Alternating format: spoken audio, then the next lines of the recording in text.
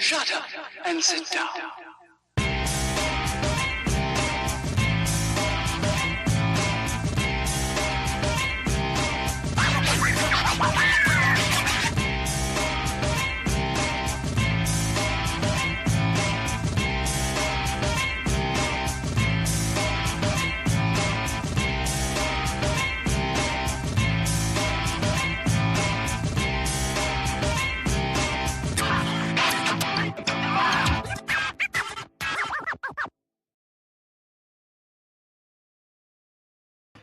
Hello, good evening, and welcome to another episode of Build, Paint, Play. I'm Dave. Greetings, programs. I'm Jake, and we're joined today by the fantastic Abramowicz from the Iron Painter. Woo! Hey, everybody. Hey, thanks for having me back. Oh, Of you're course. absolutely welcome. welcome. I don't think I've heard fantastic before, so that was kind of nice. I try to mix it up. Yeah, it's better than what you usually call me. Well, that's all stuff that's behind the paywall. That costs extra if they want to see that. I was hanging out with the guys from Steamforged Games. It was Matt, Rich, and Toby. And Toby looked like he came down and he looked like he had just taken a nap. And he sits down, and he's rubbing his belly. And Matt said, "Yeah, Toby's he's got a new OnlyFans. It's called Persian Rubs." I love those guys. They're the best. They were so funny. We were talking about it last time when I saw them at Gamma, which we have Gamma coming up in like a month. But when I saw them in Kentucky last year, they were like, it's actually harder for us. And I was like, really? And I was like, well, when we go to Vegas, it's like an 8-hour difference. So they were like, it's like our whole day is just flipped. So like after a day, you kind of get caught up. They're like, but coming here, it's like, I think 5 hours difference for them. So they're like, everything is just like exhausting. Like by the end of the day, you're like, oh my God, you're like, oh, it's only 8 o'clock. And they're like, yeah, but for us, it's like 2 a.m. I was like, yeah, okay. Like, I guess that makes sense. Yep, absolutely. Selfishly, I like Kentucky because it's the same time zone, so I don't have to worry about anything. Right. Yeah, it's only an hour forward for me. I say hi to everybody in the chat. Hello, Josh. Hello, Scott. Hello, Josh Potter as well. Oh, there's Josh. Jeff Smith, Chris Kemmig, Cal Bononi, and Dave Hummel. Yeah, Josh was at LVO as well. Yeah, he was working with us a little bit. He was awesome.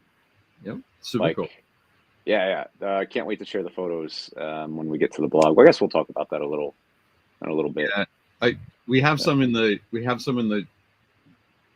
what do you call it, presentation. So nice. If you're okay with us showing, I picked 3 and a couple, like a detail shot or 2 from each one. I didn't want to like blow the whole one, but hey, listen, I'd be happy that the world gets to see it with you guys second, because you were first if you were there at Las Vegas.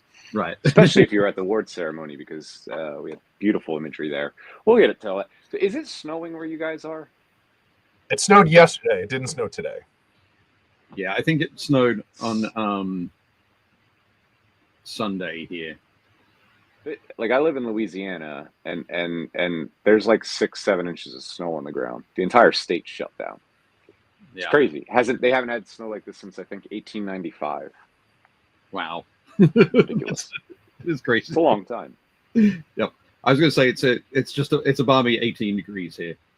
Yeah. Okay. Yeah, it's close. I think it's like 20. I think here, but yeah. Nice. We were out in the snow. I took a couple of breaks from work and took the kids out. We had the little like grocery bags on the feet underneath the socks, and I had some nitrile gloves, my painting gloves over top of my gloves. But it was fun. I just never thought I'd see this place with this much snow ever. Right. Yeah. Wild. Do the kids have winter coats? Sort of. Not like we don't have like really? snow outfits. No. Right. No. So only like 10 minutes at a time. But yeah, I mean, we were out there for probably about an hour each time, and then came back and throw everything in the dryer. But yeah, it was okay. The coats were cold is it? How cold is it there? It was probably a little bit above 32 today, but it was obviously a little bit colder when it was snowing. But it's going to get cold tonight and tomorrow. I think we'll be in single digits one of those nights. That's wild. It is wild because I mean it's been January 21st before, and I swear to God it's been 85 degrees Fahrenheit, and you're sweating your rear end off. So it's almost like climate change is real. Almost. It's almost like hell froze over the day before. Yeah. Not great. Can't imagine why, but Yeah. Chris Kemig is telling us that. So I think Chris is near Chicago. Is that right? Yeah. He and Dan, I think, live. Oh, although I don't remember. Chris, are you outside Chicago or are you Brian? He said it was 1 degree when he left work today. Oh. Josh says it's 4 degrees this morning in southern Ohio. Oh, he's in Lafayette. So yeah, him and Brian Martin and Dan Wood, they're all in the Indy area. So Central Indiana, kind of. Excellent. Fantastic. I think Indiana actually sent down snow plows, but they're for emergency use only. They're not plowing any of the roads here. I wouldn't want to plow a single road in New Orleans because it's just pothole city. Right. Yeah. There are some roads here in Baltimore that definitely don't get plowed. Yeah. For that exact reason. But fantastic. I was also going to say hi to Chris Gorka, who's joined us, Jonathan Palermo as well. Hello. But of course, we shouldn't be talking about cold and snow with Scott Radham in the chat. Where's Scott from? Someplace where it's always. Yeah, I think he's from. He's like near Saskatchewan. Saskatchewan. Oh, okay. Wow. So like, yeah, it's like I have friends that live outside of like Edmonton, and they'll talk about. Dave and I talked about this last time. Like they'll be like, "Oh, you guys get really cold weather in New England." I'm like, "Yeah, we get a lot of snow and stuff, but we never get those temperatures." And he's like, "Oh, last year we got 12 feet of snow," and I was like, "I don't even understand what that looks like." So he showed me the photos, and it's nuts. Like the way the city cuts it. If you look top down, it's like a maze. Like there's like 8-foot walls of snow on either side of the road. And then he's like, "Oh yeah, we plug our cars in because we have like oil pan heaters." And I was like, "I don't understand what that is." And he's like, "Oh, you plug it in and it's like a motor that like keeps the oil pan from freezing overnight." And I was like, "Yeah, it doesn't get that cold in New England. It gets cold. Like we'll get single digits, but like we don't get like 36 below. Like we don't get any of that stuff." like the pipes in the old church on Main Street burst, but like it's not. Yeah. Like 12 feet. Somebody didn't die getting their mail. Like that's not New England is not that. It hasn't been that since the colonies. So like it's like I said, it's cold and it's snowy, but it's not like the just south of the Arctic tundra like parts of Canada are. Right. Yeah. Excellent. Yeah, sorry, Scott says, yeah, you guys don't even have block heaters for your cars. Nope. Man, it was minus 37 degrees Celsius. Oh my God. That's so cold. Yeah, I'm like, I like the cold. I like it to be between like 20 and like 35. Like that's like I like that. That's fine. Yeah. Once you get down into single digits, even I'm like, this is a little cold. Like I don't enjoy this weather. When your face hurts, that's not fun. Yeah. No, it's really not. Yikes. All right, hobby stuff. Hobby stuff. Yeah, enough about snow. So, Adam. Yes. Have you had the opportunity since we last spoke to you? Have you had the opportunity to do much hobby? Since we last spoke, I finished the World Eaters Army for the Army Painter Arena of Escalation. Cool. Nice. Finished. I still have trim on one Forge Fiend to finish, but I'm starting other projects because the arena is changing and we're doing it again next year. This time we've changed the name. It's the Arena Challenge. So it's kind of like to support the Army Painter Challenge, which we hosted for the first time at the Las Vegas Open this past week. But we're opening up to different game systems. So it's not just 40K. So I'm going to get back sort of to my first love, which was Wood Elves many years ago with some Sylvaneths. So I'm working on a test model. I haven't done much. I thought I would finish it in Vegas, but I think I got a base tone of skin on it. That's about it. But the wings look pretty cool. I got some photos on my Instagram that it's at Tactical Painter. And I'm really proud of this. So somebody said that they thought Sam did it when we were in LVO and they were shocked that it was me, which I could have taken offense to, but I didn't. I chose not to. Yeah. Always a good idea. Awesome. Oh, also, I got this. I'm going to paint my first bust. I was showing Dave this at the beginning. Oh, nice. This is Red from Mineworks Games. Okay. I had the chance to run into them at the show. Mateo is just one of the sweetest humans. He almost refused to let me pay for that, but I can't. Like they're a small business. They're artists. They do incredible work. I'm not going to take a free minute. Like that thing is absolutely gorgeous. So I'm going to play around with building volume and just trying my hand at bigger stuff. I've never quite painted something like that. I was going to say, have you painted a bust before? Never. I started one. I think it's called the Huntsman from Andy Wardle's Cult of Paint did a Kickstart long time ago. Yep. But he's basically like a big wood elf with antlers. All right. That turn into trees. But I just did like a couple airbrush layers on it. I never went anywhere because we started developing Fanatic and I was painting other stuff with that. Right. Cool. Nice. Yeah. How about you, Jake? Yeah, I actually got some hobby done this week. So I don't know if we talked about this last week, but with us getting ready for Adepticon, and I'm actually gonna have time to play for the first time ever. Like other than messing around and getting games in with like friends of mine. Chris and Dan Wood were able to get me into I'm gonna screw up the name, but it's like the Taking of Phyrix. It's like the Horus Heresy event. Okay. And I was like, I'll bring my 3,000 points of Iron Warriors. And then Chris is like, well, if you're playing in the events that we talked about, it's Zone Mortalis. And I was like, right. And he's like, you can't have any vehicles in Zone Mortalis. And I was like, okay, so that's my whole army. That's just vehicles and dreadnoughts. I can't run that. So I was like, I guess I need to make a new list. So I basically, over the course of 2 days, wrote up a 1,500 point. I'm doing Imperial Warhounds, which are loyalist world eaters. So hell yeah. They'll be super fun. So I sourced all the models. So this week I've been like Dave tracked down 10 Mark III Marine. Everything Horus Heresy is sold out. And the reason I think, and Chris agrees, is we think that the big announcement that's going to be at Adepticon this year is going to be Horus Heresy 2.5 or whatever they're going to call it. It's a soft update. Like I don't think they're going to redo everything. We're going to get a new Age of Darkness rulebook and probably some new stuff. But I don't think they're just going to. I don't think they're going to reset the rule set. I think they're just going to kind of clean it up and put out a new rulebook. But why would models be sold out then? Because I think they're repackaging everything. Oh. I think they're reboxing stuff. But almost everything is sold out. Like almost every single Horus Heresy SKU is not available with GW. Wow. They've got like, I don't know, maybe 15% of stuff is still around, but all the stuff people want, you can't get. So like the close combat box with all the close combat weapons, Mark III Marines, Mark VI assault squads, like anything you're like, oh, I got to have that. Leviathan with close combat weapons, the close combat weapons by themselves.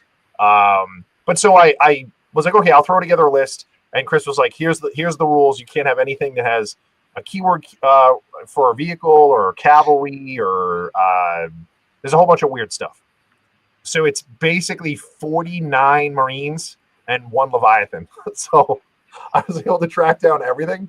But I had to use a little like. I have a Leviathan if you need one. No, I managed to track one down. That one I got. Okay.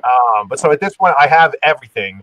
I'm just waiting on some printed stuff from Pop Goes the Monkey. I needed a bunch of like chain axes and the shoulder badges and stuff. Shout out to Matt Schweitzer, Pop Goes the Monkey. He is a legend. Yeah, he's great, especially because I do so much like off-brand stuff. Where I'm like, I'm gonna do Flesh Eaters. They had all my Flesh Eater badges. I was like, I'm gonna do. I did some not Legion of the Snake. Iron Snakes.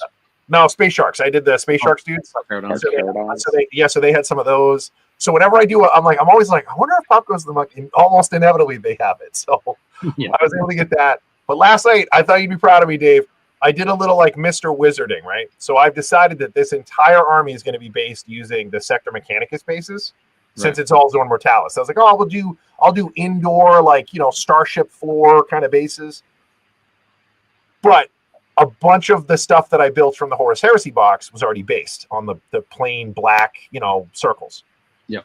And I always use plastic glue because I hate using super glue on plastic models. Now, the problem was it was really hard to get everything off. So what I did was I threw everything in the freezer. And then after like an hour, I pulled everything out and just popped them off with a couple of ones that didn't go so well. But I was able to get everything off. They came off nice and neat. I'll have to file the feet and stuff, but so now I can rebase everything in the Zone Mortalis. Everything will be nice and uniform. I'm going to use a bunch of the stuff that we got from Goblin Hut. I'm going to use a bunch of his like crazy. Oh, the dirty down rust and yeah, I'm going to use some of his rust effects, and I'm going to dry brush all the bases, but it'll be fun. I'm getting. You should check out so Metters Miniatures did bases for his Inquisitorial Warband that he painted up using the Blanch paints. Yeah, and I think it's the bases that you're talking about. Like they look like a boarding platform. They've got kind of the grids and stuff like that, and the rivets. Yeah, they look like this. Yeah, so they're all like that. They're like a really nice bone color, but then rusted in the cracks and recesses. I think he used dark and dry rust to like wash it in there. He might have even done a base coat of dark rust and then highlighted it up or sponged it up to like the bony color floor and then washed it with the other rust ones. It's a really good looking base, but go check out the videos. You'll see it. It looks like it's not that hard to pull off too. I'll check it out. Yeah, I mean, so now I basically have not quite 12 weeks to do this. You got it. Yeah, but again, like the crazy thing was, I was like, I'm at the store. I'm like, I'll just grab all this stuff.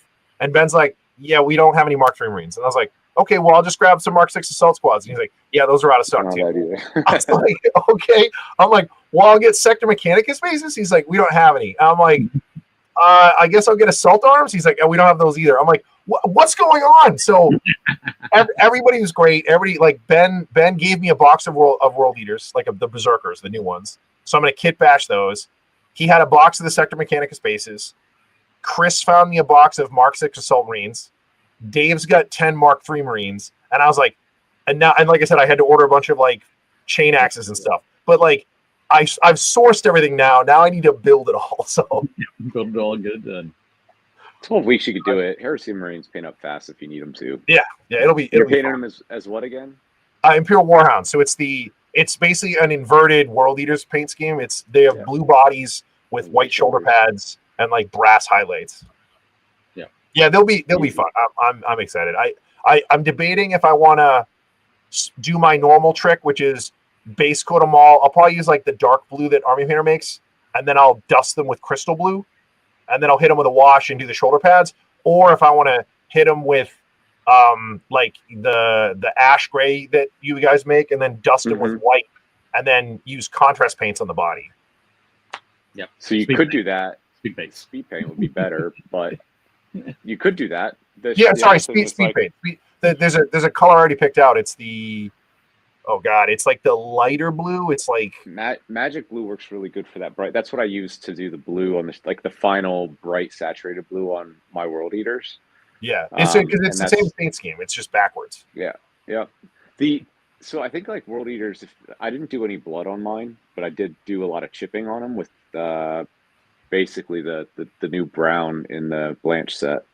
But you could do all kinds of stuff to speed that up. You could also just take blue tack if you paint it all white first, Yeah. and then you do your blues up, but you blue tack the shoulder pads. That'll take no time at all. Yeah, that's I use blue tack a lot. I mask a ton of stuff just to save time. So Yeah.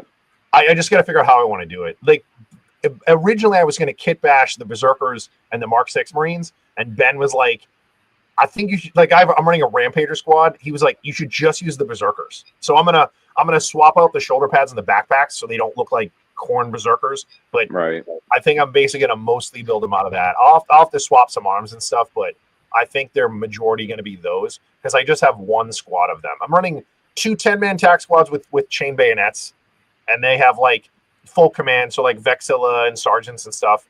And then I'm running a squad of Invocati. They're all like the hurry up, you're a space marine now. So like Novitiates. Inducti. Yeah, the Inducti. So I'm running a squad of 10 Inducti, and they're going to be wearing Mark 3 armor, and they all are going to have pistols and chain axes. And then I'll do a squad of 13 Rampagers, and then I've got like a bunch of apothecaries and a Moritat, and like my Lord is done. I just got to redo his backpack. But yeah, it's just going to be a shredder. It's just going to be all close combat. Their coolest like rule is anything that has a chain sword natively, you can upgrade it to a chain axe for free. So all my assault marines that would have chain swords and pistols now all just have chain axes. Yeah. But it'll be fun. Like I said, I was like, I just got to figure out a way to knock that together. And I'm like, how am I going to get it out to Adepticon? So nice. Excellent. How about yourself, Dave? What have you been working on? How many armies did you finish this last week? 3, 4? Well, I'm just going to swing the chat for a sec. Scott, when we were talking about the Mineworks bust, Adam, Scott said Mineworks had a sweet buy 3 get 1 free sale, which was way better than the 25% off sale that he jumped on from Mineworks during Black Friday.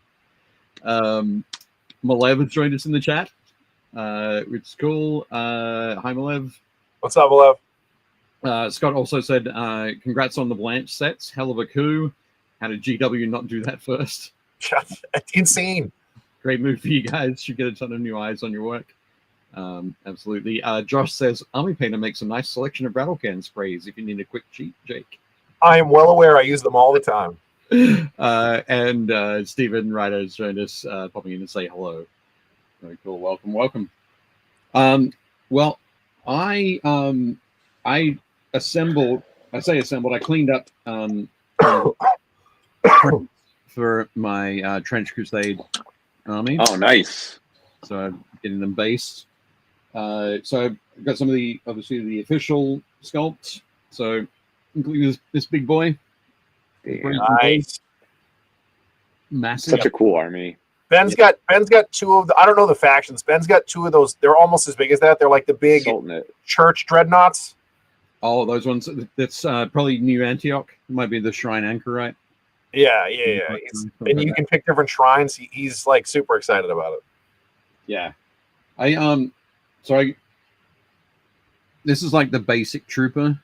Nice. From the official sculpt. And then there's a guy on that is Sultanate, isn't it? Yeah, it is Sultanate, yeah. Okay. There's a guy on my manufacturer, Mr. Jar, who has done some other that's cool. Azeb sculpts. Oh. So they don't pieces. So they don't the official ones don't come with like submachine guns, but you can take submachine guns. So printed out one of those. That would have been a great ad opportunity for Frozen's new like durable resin. Right. And also this is a Mr. Jar sculpt, which is a Giselle theme. This is a Siege Giselle, yeah. I love that the guy in the front yeah. His ears covered. Yep. Yeah. It's a good move. So I got that. I cleaned those up, glued them to the bases. I've got to put some texture paste on there and then spray them up and get painting. But most of my time was spent at Spray Team. So I've got a bunch of photos for that. You guys mind if we go and have a look at some of those? Sure. I like how you started and Scott's like, and that's all the hobby chat time we have for tonight. Sorry, Dave. We'll have to catch you next week. Sorry, we've got loads. Hank made sure that I came back with a whole bunch of spray team stuff, but fantastic. Oh, Mike Sevilla has joined us. Hi, Mike. Excellent. And yes. Oh, Chris Hawker said he's working on Doc Ock at the moment. Oh, nice. It's a good one. Excellent. Fantastic. Now I will get pull up this slideshow. Screen the window. And that new Blanch, when we get in with that new Blanch paint set, it's just we have a bunch of pre-orders for it. That thing is going to be sick. So do we. We're sending more. We'll talk about it. Excellent.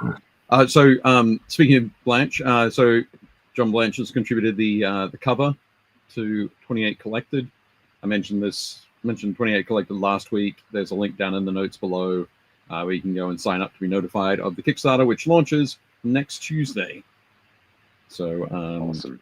Very excited about that. So this is a 320-page book that I'm working on with the Team 28, the folks who put together 28 magazine, and which of course syncs really well with the John Blanche paint set because timing has been ridiculous. Amazing timing, amazing.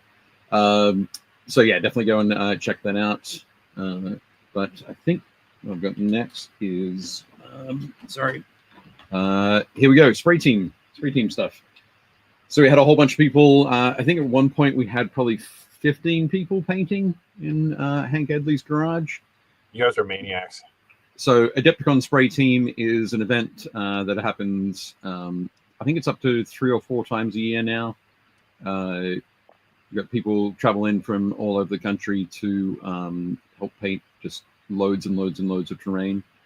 Why don't they call me? Pardon? Why don't you call me?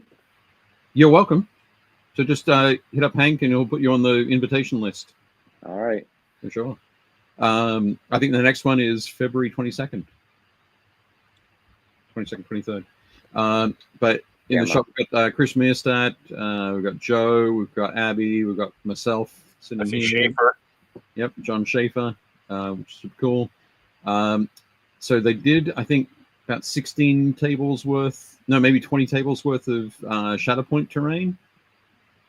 Which is that stuff, cool. that terrain is so cool. Like when I painted up our store set, I did it all with literally Army Painter rattle cans. I sprayed it. I sprayed all the concrete gray. I sprayed all the terracotta stuff, kind of like the brownish color you guys make, and then I taped stuff off and then just sprayed it again. It was cool, and then I hit it with washes. It looks like $1 million. So it took me 20 minutes. Rattle can and some dry brush or sponges, rattle can, some washes, or you know what I mean. It can go pretty quick. Yeah. Absolutely. But there's so much detail and texture to them that it just makes it easier to do that and then hit it with a wash.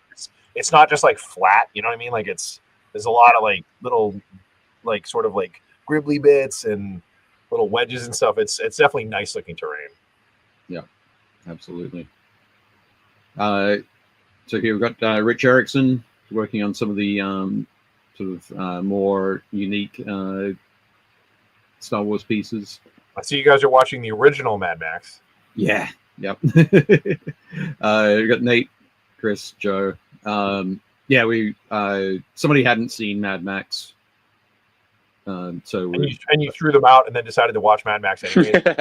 Yeah, pretty much. No, we made sure we put it on straight away, which is great. But yeah, that's the excellent scene of Goose just before he gets called out from the diner. Oh wow! Oh, that's cool. Yeah, this is some insane kind of night haunt terrain. We did probably close to 40 tables worth of AOS terrain.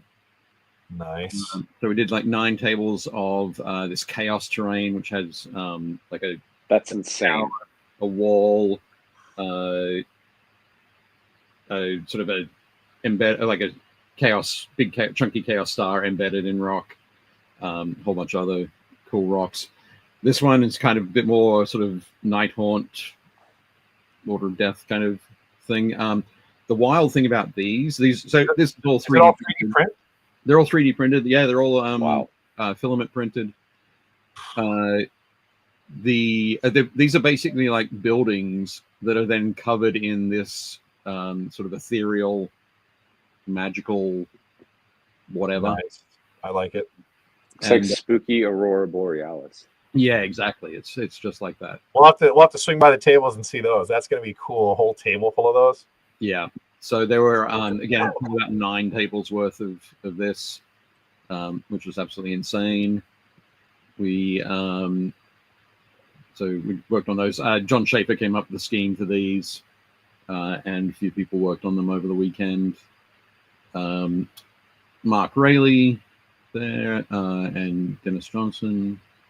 Mark's working on a whole bunch of very cool lower terrain. So this is another high ground for when Obi-Wan fights Anakin. Got it. Yeah. Got it. Well, these are from the AOS tables, but yeah, I'm sure they could work on a Mustafa table. But again, beautiful, just sort of really eye-catching stuff. Yeah. Simple sort of black dry brush on these areas. Loads of airbrush work on the lava, and these basalt columns. Got a dry brush of a dark sort of tealy kind of green. I think that's cool. They would complement each other really well with the blue and the teal. Yeah, or the teal and the orange. Excuse me. Yeah, absolutely. You can see some kind of like off to the right, top right. Yeah, exactly. Well spotted. Love that. This is the set of Chaos Terrain that I mentioned. Holy cow! Nice. So imagine those. Really cool. But so 9 tables worth of that. So this times 9. Very cool. Yeah, we started that on Friday evening, and we're done around about 4 o'clock Friday. Kind of want that now. John Schaefer and I. Yeah, that's like super cool terrain. Yep. There's another very cool close up of those. I like the gold up there. It gives like a cool, almost Aztec feel. Yeah, I like that. Yep. So this one had a lot of different pieces, a lot of them with this sort of faceless form coming through. Mm-hmm. Some of them had more of the discs. Then there were some that had less, some more of the magical energy, some less. But yeah, very cool, crazy stuff. This is some nice, simple stuff. So had a couple of guys come in for their first spray team. So we gave them, there's probably about, I'm going to guess maybe, again, 10 tables worth of this terrain. You say simple, yet look how detailed it is. Like, well, that's one of the fun parts about spray team is taking the terrain and working out how to create something that has a great pop to it. Yeah, with a minimum number of steps. Right. Yep. So that's duplicatable. Yeah, it's easily duplicatable by folks with varying skill levels. So yeah, this was a rattle can for the base color, then an airbrush of this lighter color, then a dry brush of the lightest color, sort of bony color, then these little bits down here, these little sort of insets, were picked out in a jade sort of color, and then hit with a nice bright copper down the thing, so it just looks like verdigris. But rather than going through and going, okay, paint everything copper and then put a verdigris wash over it, this method is just that shade faster. Yep. So works though. So yeah, there were some folks who had never used an airbrush before and didn't really want to use an airbrush, so they were on detail painting. So they got to do those sort of things over and over again. There's Dennis with all of the the spearhead terrain. You can't leave till all these walls are painted. Well, it was almost like that. Yeah. I don't know if you've if either of you guys have painted the spearhead terrain. Not yet. Yeah, there's so much unnecessary detail on there. Yeah, like, it's really cool, and I think you get like 6 pieces in the box. There are only 4 pieces. Okay.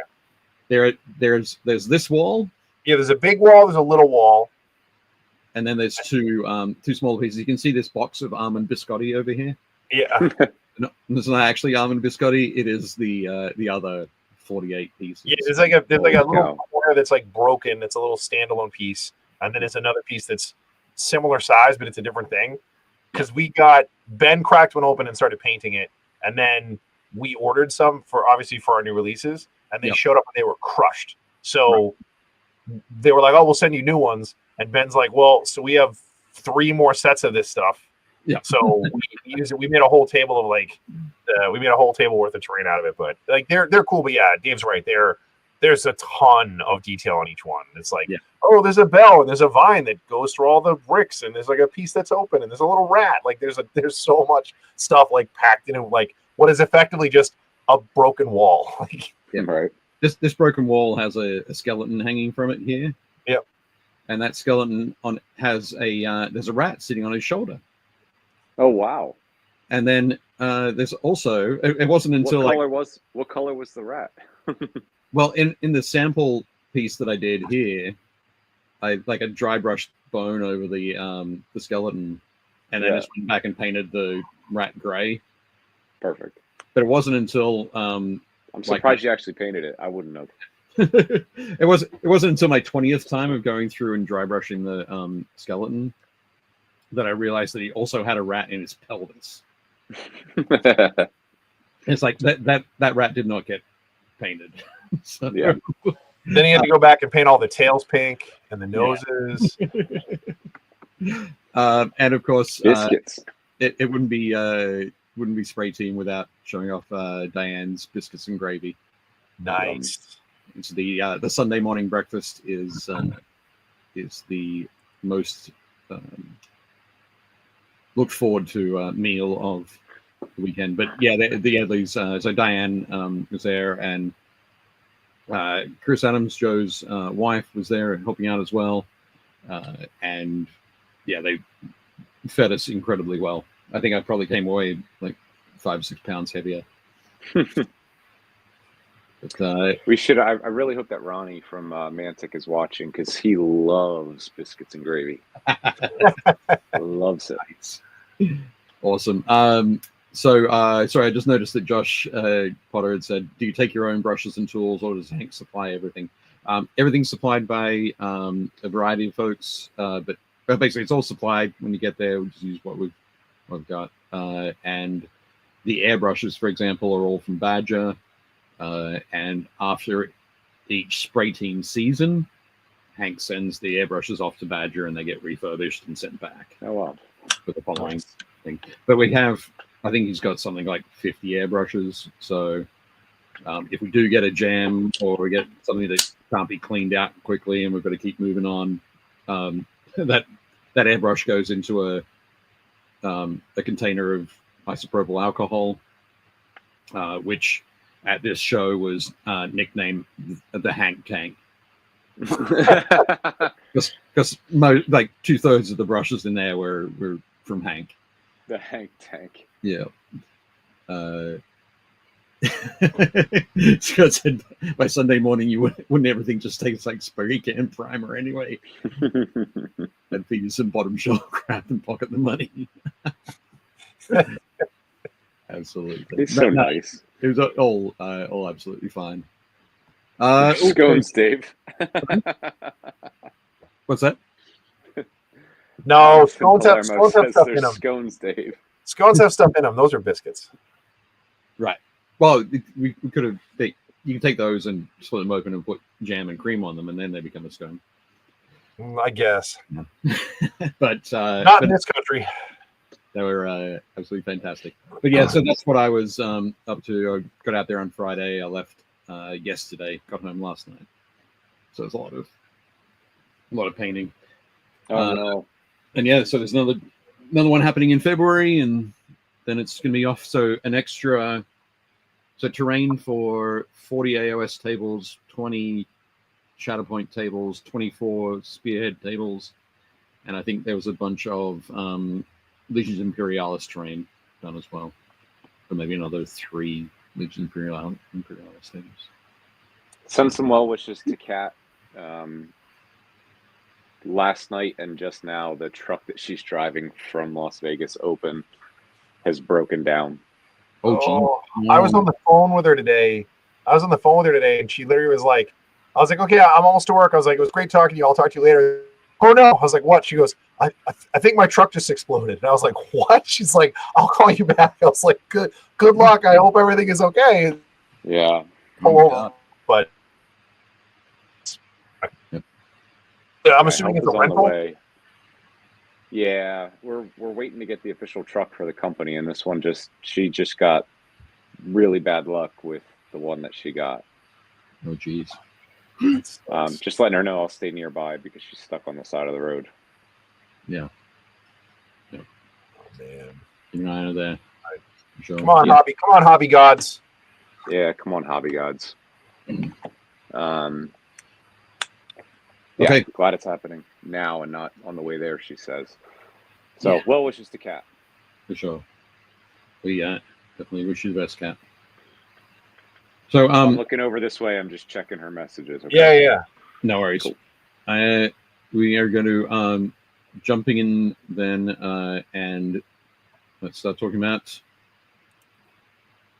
these bad boys. Yeah. So, what about them? I mean, as Scott said, quite a coup. I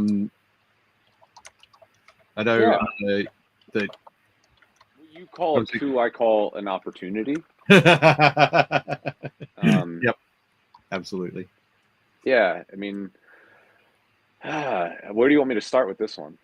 Up to you. Where do you want to start? Do you want to start at the very beginning? How did you guys pull this off? Like where did this idea come from? Whose idea? Did you guys grab him as he was leaving work one day, in the back of a black van, right out of Old School? No. I mean, the honest to God, the way that this happened is I remember when they announced his retirement, Bo and I just being like, how cool would this be? And we've joked for a long time, let's do a John Blanche paint set. Like, how cool would that be? And then this summer, maybe the conversation might have started at Gamma when we were in Louisville. And as we got closer to the summer, Bo was like, I think I'm going to go meet go to Nottingham, try and meet somebody. Who are you going to meet? Well, John Blanche. So Bo and Ian went out there and they talked to him and he really liked the idea. We sent him some paints to play around with. And we were developing the set, interestingly enough, Thomas and I, and we had a lot of ideas on what we wanted to present to him. But as we were developing these paints to send for this big testing mission, he makes a Facebook post. He says, Army Painter speed paints. Never heard of them. Never tried them till today. They're effing great or something like that, And we're like, well, shit, now we got to think about putting speed paints in the box set. So we worked back and forth, sending samples, visiting. I unfortunately didn't get to meet John in person. Thomas did, and I'm going to hold that over his head for the rest of his life. But Thomas was, he is about the biggest John Blanche fanboy there is. I mean, I don't know if you've seen any of Thomas's own conversions and sculpting and painting. I mean, there's a servitor head, that bust that he made that he takes to events. A lot of people have painted it. It's extremely influenced and heavily influenced by John. So if it had to be us, I'm happy it was him. Now, when we try and do a paint set with Mike McVeigh, then I would like to go on that trip. Sorry, I'm just going to interrupt you there for a second. I remember you talk about, hey, this would be great if we can get John Blanche. I always, back in the day, we always used to joke about creating a Mike McVeigh spray. Yeah. Where you buy a can of spray and you spray your army, spray it on your goblins, and it's just everything is just chunky highlight, tight highlight. Yeah, it's finished. It's a Mike McVeigh beautiful piece. Unfortunately, the spray only does one model. One can only does one model.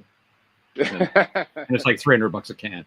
But that's what we always used to joke about. But yeah, I was gonna say, you gotta talk to Mike McQuarrie. I throw his name out all the time because you know, he's the influence of how we paint everything else, I think. Yeah. But you know, yeah, it was great. You know, I think he was kind of shocked. You know, I don't want to speak for Mr. Blanche, but I think that he was also kind of shocked that nothing like this came over the years. So it was fun to be able to do it. It's fun to be able to support him, you know, and support his family at the end of the day. This is something that we would like to do in perpetuity. This isn't a limited release. This is the start of our masterclass series. You know, so who knows what else is in store, but it's just very cool that we got to do it with him. Yeah. I mean, you know, I mentioned in the video, I think it was published last Friday, you know, when I first got into this world, 40K was always a little bit weird to me. I was kind of afraid of it. You know, I didn't like scary movies as a kid, and that's because of John's artwork, you know, and, you know, when I kind of started to realize, and I say this in the video, like, it was just like punk rock, heavy metal Shel Silverstein, right? And that's when I really kind of fell in love with John's art. And there's just no doubt that the man has influenced so much. I mean, look at Trench Crusade that's coming out right now. I mean, it's about as close as it gets, but, you know, not just recently, but over the past 30, 40 years, he's influenced a lot in gaming and miniatures. And I think we as a hobby and industry and community, we owe it to the man. I mean, to do something. That's how we felt. And we're very happy that that's why I don't like to consider it a coup. I don't feel like we took something from somebody. I feel like we took an opportunity to really celebrate somebody and even potentially bring him to a new audience. Because, you know, that's the whole thing. Like, there's a lot of people in this hobby, not just Warhammer, but like D&D and just mini painting in general. People that picked up 3D printing and then found miniature painting from it. Like, that's a whole new generation of painters and hobbyists that may not have any idea who John is. And we have this beautiful opportunity to tell a little bit of his story and hopefully more while we still have him, you know? Yeah. I think the crazy thing for me, I think with John is like, I jokingly tell everybody, I'm like, John Blanche is like, you know, he has his doctorate in Grimdark, PhD. Mm-hmm. Like the whole reason why Games Workshop and Warhammer 40K and even the old world looks the way that it looks is because of John. Like, you know, they had tons of great designers and people with great ideas and people that funneled stuff in, but the aesthetic, like in the grim darkness of the far future, like that whole vibe is because of John and his art. Like, and then all the whole second generation, like my favorite artist is Jess Goodwin, and Jess literally was handpicked by John, like doing side gigs, and then John was like, we should bring Jess on full time. Yeah. You know what I mean? And Jess has worked hand in hand with him for years, but all those guys, like the Kapinskis and Adrian Smith and all those people came on and worked with John, and they're all influenced by his art. So all the art that we all love, it's like John's the first domino. Like, he's the first domino that makes all this, like the whole aesthetic. Like, everything looks the way that it looks and has the vibe that it does and has the feeling and the atmosphere. That's all. Like, John Blanche is grimdark. Like he's the reason. So I think it's super cool. You look at John, the guy was a biker, and then you look at the guys that were in the studio, you know, back in the 90s, they were all, you know, long hair metalheads, right? And then you look at the miniatures, like, I mean, look at, like, the orc is kind of the lifestyle manifestation of John Blanche. Steel-toed boots, torn jeans, you know, sleeveless vests, you know what I mean? Like, it's all him. It's all him. And then, of course, like, you know, the Tolkien, take John Blanche, you take this amazing science fiction and fantasy universe, and then Tolkien, and mash them all together, and that's where we're at. Yeah. Jonathan, that's perfect. He's like the Ralph McQuarrie of GW. Like, Ralph did all the original concept art for Star Wars. Like, everything that's in all the Star Wars, the original trilogy, that's all Ralph's work. So I think it's even more than that, though. You know what I mean? I think that John is definitively responsible for the atmosphere and the tone that everybody, like you were saying, the current generation, that people just by default are like, oh, that's Games Workshop. And it's like, right, but it's because of John that's King's Workshop. Like, yeah, absolutely. It's been a lot of fun. I mean, the testing process and the back and forth, first is kind of like understanding what other people are influenced by John, right? To me, like the Zor Pallet is everything that I ever learned about John. And you go read his wiki page, it talks about the limited Zor Pallet. He can't tell you how many blog posts talk about his use of the Zor Pallet. Thomas wasn't so sure about that, but he had these other great ideas that made their way into the set.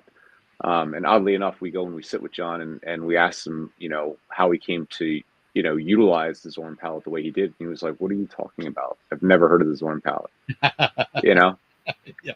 But it's kind of, you look at what the community that's followed him over the years has taken away his art. That's how much people have read into the work that he's done, that they're comparing it to Renaissance art.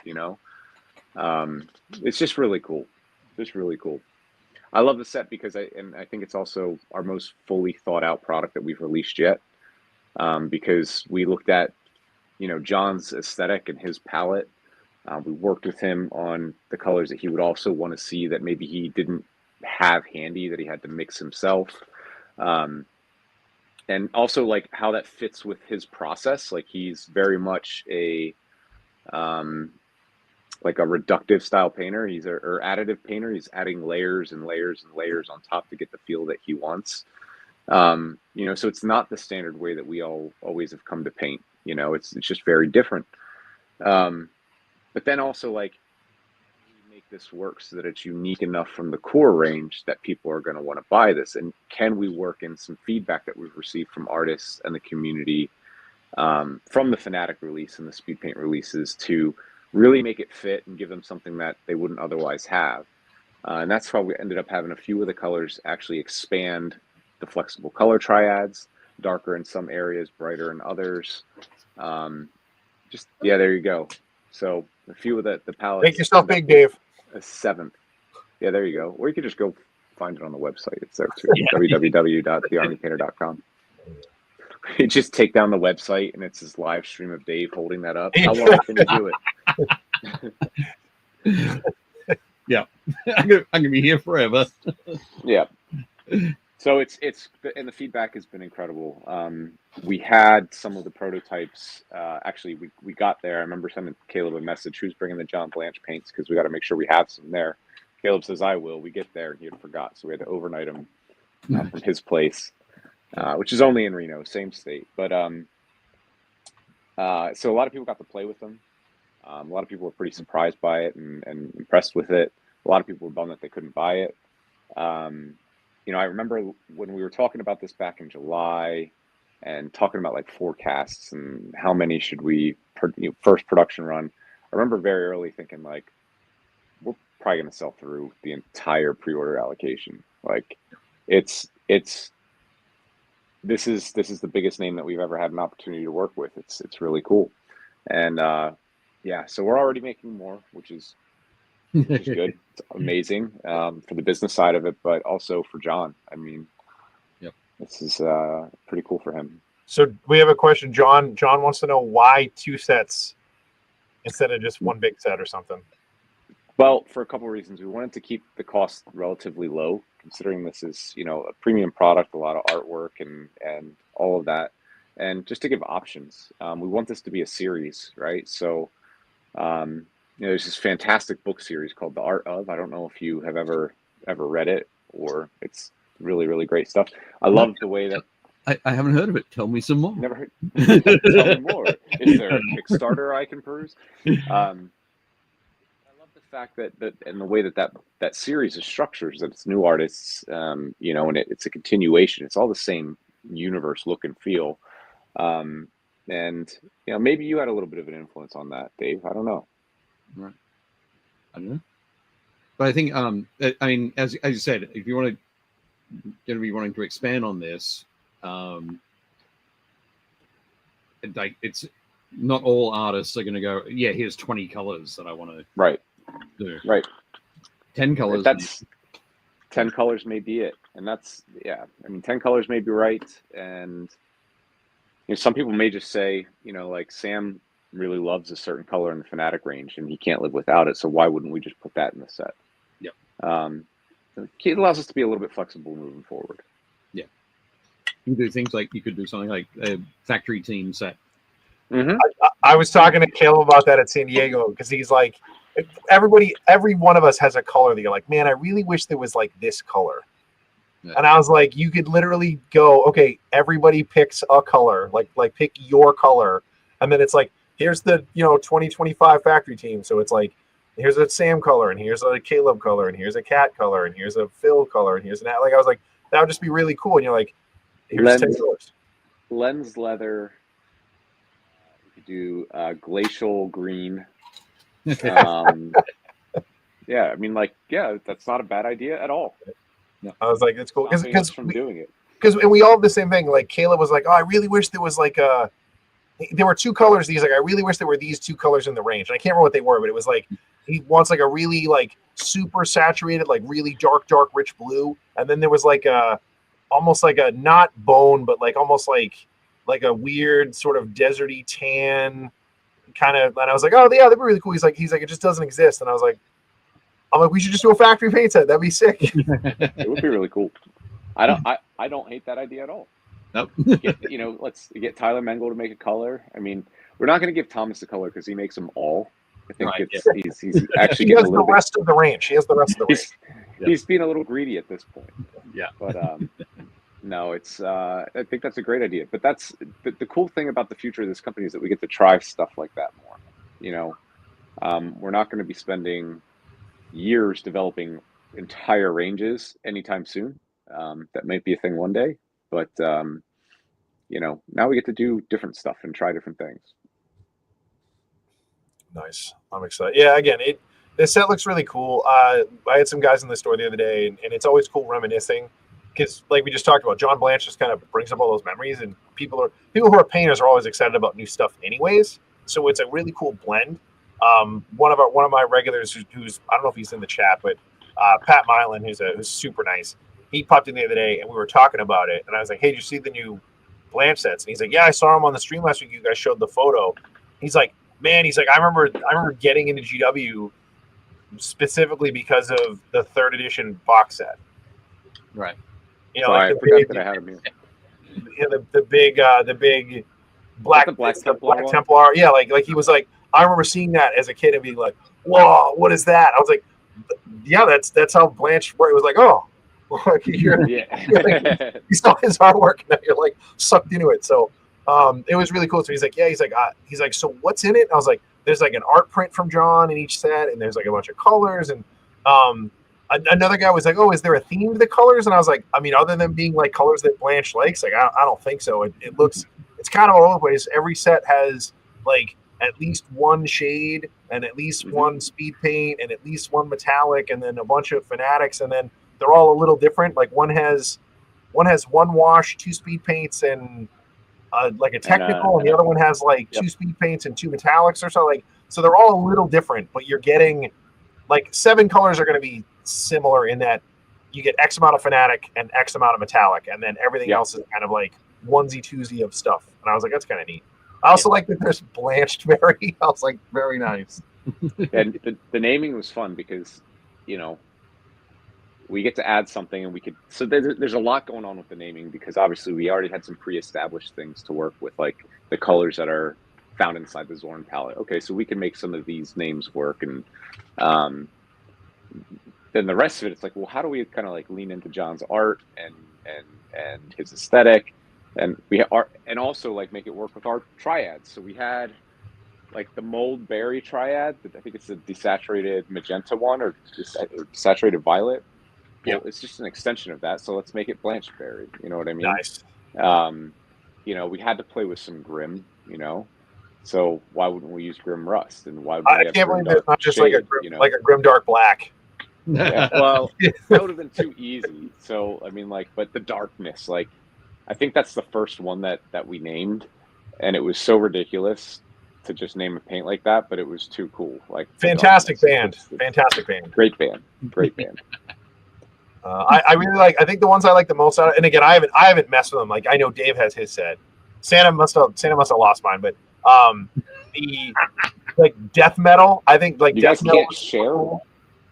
He's in Baltimore. Like You own a hobby store. That was too risky for me to send to you. that's true. I just would have used them at the store. But yeah, like the death metal looks awesome. That is it Benighted Forest? Blighted Forest. Like I was like, that looks super cool. I love a good Tainted like Garden. dark green. Yeah. Shade, The turquoise. That turquoise is awesome. Turquoise. Yeah. That was the one I was a little bit confused about initially when Thomas pitched the idea. And I'm like, I don't really see a turquoise in John's art. And then when I got a sample of it and started using it, I'm like, oh, this isn't really turquoise at all. Like it's like a turquoise, dark blue, Payne's gray, but transparent paint. It's so good. It's actually what I'm using for the skin tone on my Sylvaneth. It's going to be the base, and I'll work it up to whatever I do. I don't know yet, but it's a really, really good color. Super flexible. Great for shadows. Great for airbrush glazes. Highly recommend. Yeah, I gotta say, I don't know. I can't remember which content creator did it, but they put it over a like a flowing jacket. Mm-hmm. I was like, oh yeah, that's fantastic. You can see the turquoise in there, but there is that desaturated. There's that black in there that pulls it back, and it's like this just works perfectly for a storm coat of some kind. But you could do so much with it. It's so good. Yeah, it's so good. The set's really special. You already mentioned death metal. There's Emperor Gold in there.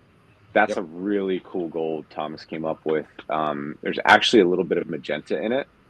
So you don't, when you see it, it doesn't read as magenta, but it feels like a really deep, warm, rich gold. So it's going to be a great highlight color for bronzes, but definitely like a really good base tone for a lot of golds, especially when you add like a glaze of warrior skin to it, like just to deepen it's beautiful. Yeah. What color is that voodoo shade? Voodoo shade is like it's almost like military shade, but with a little bit more black in it, and it's a little bit thinner. So it's a good grimy wash. Okay. And the point of Grimdark Shadow, and this is kind of a borrowed idea from Sonic Sledgehammer, because John does do lots of layered washes, but if there was one universal wash, one that was just dingy enough to pull off a simple Grimdark scheme, and not too influenced in any one direction, but it's like a greenish, brownish, a dirty gray, dark gray wash. It's going to be a banger. Like, highly recommend. I would use that as like just a pin wash for just about any white or bone armor too. Like, it's really, really good. Yes. Do they have the new generic color names on the bottle? They will also have the practical naming on the bottle. I don't have the physical samples here right now. I have the prototypes. So, he does. So just quickly, there we go. Tainted Garden is a dark olive brown, and it sits at the seventh spot, the darkest spot in the ochres and tans flexible triad. Nice. Something like the Midnight Olive is a very dark olive. Is the practical that one. That checks out. A lot of very dark or blackish colors in here. Yeah. The Blanch Berry is very dark purplish red. So yeah, all those practical naming conventions are there on the bottles. You will be able to buy the paints individually, but not after the initial release, after the initial box set release. Right. Yeah. Oh, it's Dan. Hey, Dan. Dan's awesome. I finally got to meet him. Insane painter. Cool. Have you not met? We've never met before. Oh, that's wild. Yeah. Excellent. Very cool that you got to hang out. I know that Jake and Dan have never met. Well, we have now. We're not allowed. We can't shake hands or anything because it'll disrupt the matrix. But other than that, cool. Awesome. Fantastic. Should we take a look at some LVO photos? Sure. Cool. Let's do that. Dinner. Awesome. So we'll start with this. Yeah. obviously, going to a show is always there's a whole bunch of stuff that you do in the booth and around the booth and meetings and talking to people. And we've got the Army Painter Challenge photos coming up a little bit later, but hanging out with folks is an important part of it, right? It was great. You could barely see Kat there. Yeah, but she's we got Kat and Caleb. And Josh came out from Independent Characters, and we contracted him to help us with the photography for the challenge, and he was excellent. You know, it was kind of a put together thing. We didn't know exactly what to expect. We've never done it before, and he was just the man getting through all those photos and quick setup, set down, having them ready for the awards ceremony. And of course, you've got Phil on the far end, Uncle Adam, and Sam from the factory team, and the little bearded guy in the middle is our newest hire, Tim. Tim Engelman is it's amazing. He's basically, he and Caleb are so similar. It's not even funny. They have the same beard. They're about the same height. They're both very talented painters, and they have the best work ethic. They're amazing. Awesome. That's cool. And it's Tim's part of the the events team. Yep. Yeah, he'll be joining us full time very soon. We had him out as a consultant for this show, but I believe his start date's February 1st. Oh, cool. Yeah. Awesome. Look forward to chatting with him at Adepticon. Yeah, absolutely. That'd be great. Nice. Which we will be selling at, and that's kind of Tim's primary thing. Assisting with, all of the events, but he's going to be really making sure that our inventory for, event sales is on point and managing the event sales. We've never done that before, so Adepticon will be the first one. Awesome. Nice. That's going to be great. I took that photo. A good one. Fantastic. You can see right up Phil's nose. Yeah. You don't want to zoom in. So the factory team, three quarters of the factory team. It was really funny. There was these ladies there, and they were dressed very. They were dressed up, and they were taking all kinds of photos and making duck faces over there. And Sam just couldn't stop because there was like a little toddler walking around, and they were very, very scantily clad. And Sam is a man of values and honor, and he was so bothered by it. But at the end, he had to go take his own photo. Right. Fantastic. I mean, he has the hair to work that. He just do a little flip and get a photo. Get my good side. Awesome. Josh says, Adam said he never knows what to do with his hands. Never. Yeah, what is he pointing at? Yeah. The toddler? The hand in his pocket. Probably the toddler. Or it could be. Yeah. He's just out of frame. Nice. Shot at the booth. Nice. I think his name is Preston, the guy in the hat. Met him and his brother. Really, really nice dudes. He ended up coming by the booth a little bit every day. I think he's the only one who finished one of the demo models from beginning to end. All right. Looked really cool. Excellent. And we got Kat there and Sam. Yeah, always with the head blocked out by the lights. Yeah. I'm convinced he does it on purpose. Like he sits at a very specific angle, so he's like, if someone takes a photo, the lamp will be in the way. Yep. Excellent. So just quickly, Jonathan Palomo said, would that wash be like the old Armor Wash from back in the day? I don't remember Armor Wash. Grim Dark Shadow. Who made Armor Wash? Was that a Citadel color? Yeah.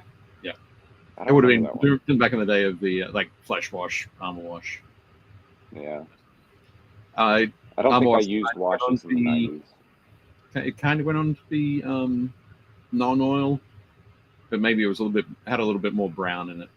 Right. Yeah, it was a shade darker than like brown ink. It was a shade darker than that, but it wasn't black. It was like It was a black brown. Yeah. yeah. It was just like a super dirty wash. It was great. It looked really cool on like metal.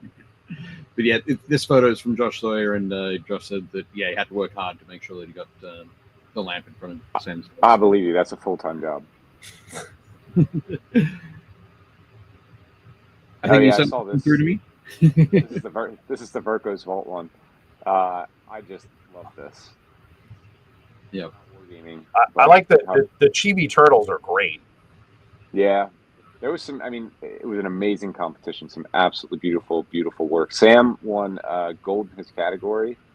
I can't. He's gonna kill me. I can't remember what the name of the piece is. It's on his Insta and Patreon. It's the skeleton warrior guy. So he won a gold in his category and bronze overall. He was quite happy. So, fifth gear lifestyle, Sam Lenz. Yep. He's gonna do it. Love it. Fantastic. Cool. So before we talk a bit more about the Army Painter Challenge, how was it talking Fnatic range to the LVO crowd? It's great. I mean, a lot of people already knew about it. A lot of people were already using it. Most of the people that came by were either new to painting and, just kind of there to visit, or wanted to check out the John Blanche paints because they already used speed paint. They've already tried Fnatic and they heard about this. So, but the response was very good. We had a lot of people say, man, like, I remember the old paints and, but hey, it's okay. The new stuff's here. Let's talk about that. And Sure. There's, I think Fnatic, speed paint, John Blanche, working with people like Sam and some other respectable artists out there has kind of opened up new doors for us. So, the people that are coming to talk to us and that want to talk about paints as artists and other businesses is like a totally different category. We were talking about, Mindworks Studios. They never talked to Army Painter, 2 years ago. You know what I mean? Right. I mean, I'm sure that they would. It's not like they're bad guys, but the paints then they weren't used by that crowd. But that's changing, and that's really, really cool to see. There was a discussion that we had, and I was being animated, and you know how I can get when I get excited about stuff. But we were sitting there with Charity and Trevor, who were running the hobby program for LVO and Verco's Fault, and the owner of Verco's. I don't know if you guys know, is a man named Gary Sparks. Gary, yep. He's a billionaire who made a lot of money. He looks like a wizard, and he owns more high-end miniatures than anybody in the world. And he's finally decided to build a museum out of it. I was getting very, very energetic and talking about how the Army Painter is like, we're the bridge between the people in the big room playing 40K and the people back there playing the historical games. You've got your bolt action and Heresy, everything, and the people that were there for Verco's Vault and the hobby program, so it's really cool that we get to appeal to both sides of this hobby now. Yeah. No, excellent. That is super cool.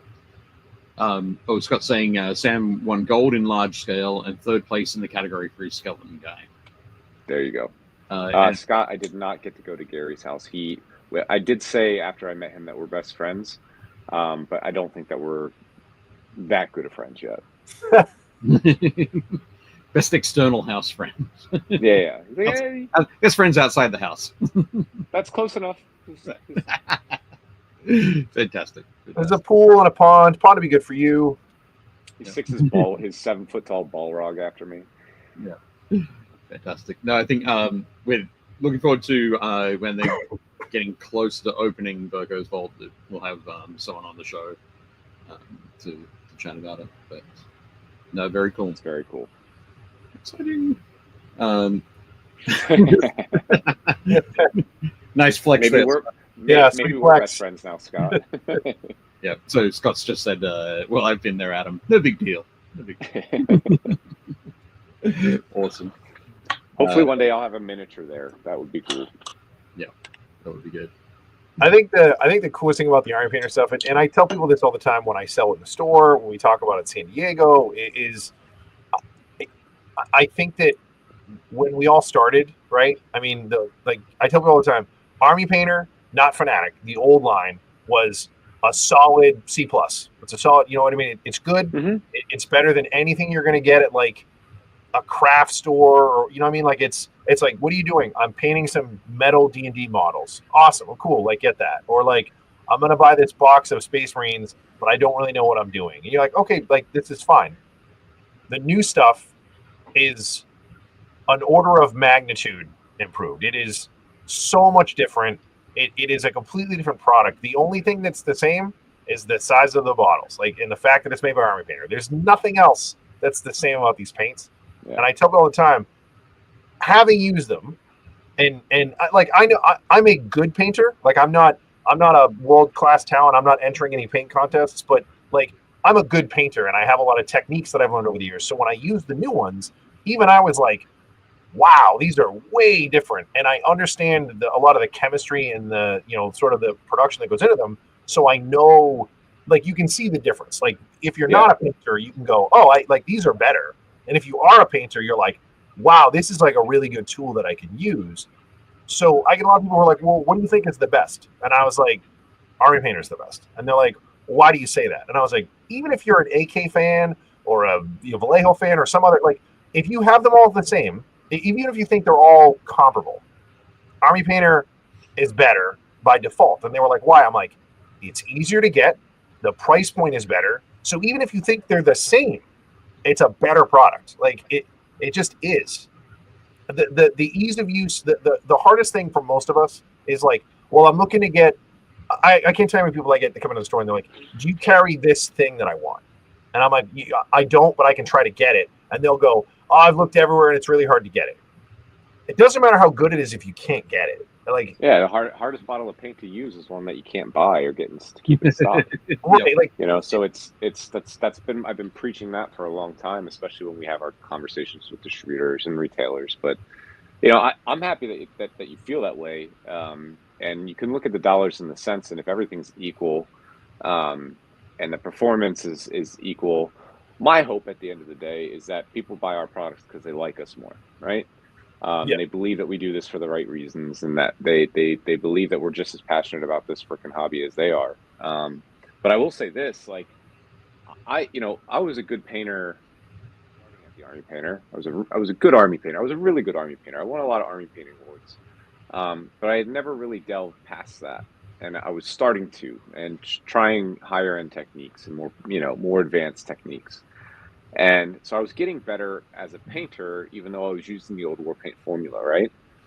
But since using Fanatic, it has been easier to be better at painting, and I've noticed that my skills are progressing even faster. And I don't know, and that, that's not scientific, right? I can't put a claim on that and say, buy these paints, they made me a better painter, but I've noticed it in myself.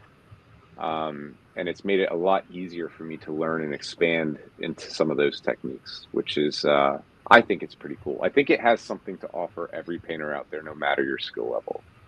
I agree. I think Dave and I see it when we do all the lessons with, and again, we all go to a lot of mini wargaming shows, right? Like Adepticon or LVO. Like, those are our people, right? Like, they're people that know about miniatures and wargaming and paint, and like, they understand that. When we go to San Diego, it's a whole different crowd. So we get so many people that sit down, like, and Dave will speak to this when we show that stuff off. There are people who are like, this is my first miniature ever. And I'm like, okay. And then they'll be like, wow, this looks really cool. I didn't think I'd be able to do this. And I was like, welcome. Like, you are now part of, like you made it. Like, you are now here. Like, one of us. Yeah, exactly. It makes it so, it's when you have a tool and you have materials that are easy to use, it just makes it more comfortable and easier to do. So you are then more encouraged to do, like you're talking about, to expand your horizons and try new things and do new stuff. Like, there are so many people that were like, hey, I just wanted to thank you guys so much. And I'm always like, swing by the booth, make sure you tell, like, Kat and the team that you loved trying it out and doing this stuff. And they're like, okay, cool. But it's so easy to show people how to do stuff. Like, we are all older. Like, I remember learning how to paint models with like Tester's paint that would give you a headache because it's not water-based in an enclosed basement on my metal models from Alpartha, and being like, I don't feel so good. My paladin is shiny red. Like, it was a nightmare. Like, there were no techniques. Like, I go back and I look at my old models and I'm like, they're awful. Like, it was such a horrible medium to work with. And now I'm like, I see all these kids and I'm like, you're so spoiled. Like, you look at all these amazing tools that you get. They're readily available. They're easy to work with. Like, they're like the. But that's a good thing, though. That absolutely. The barrier to entry, right? Absolutely. Every time you guys do such a good job of removing so many barriers, like, and like you said, it's deliberate. Like, the team is doing it deliberate, it's mindful, it's intentional. So it makes sense that people like John Blanche want to work with us, and that, you know, you are always willing to help Dave and I when we go to shows and you know, put up, you know, paint sets and product, and, you know, having Cat in a van somewhere, like driving around to shows, like Lincoln, Nebraska. Yeah. Oh, I mean, that is near the bottom of my list of places I want to be stuck. But yeah, like, again, like, as not just someone who uses your stuff, but as someone who's just a fan, like, on behalf of the community, like, thanks. No, thank you, because we don't have a business if it's not for you. You know what I mean? Something that Reese says at the end of every Frontline Gaming event, especially the LVO. We don't have an LVO if you guys don't come.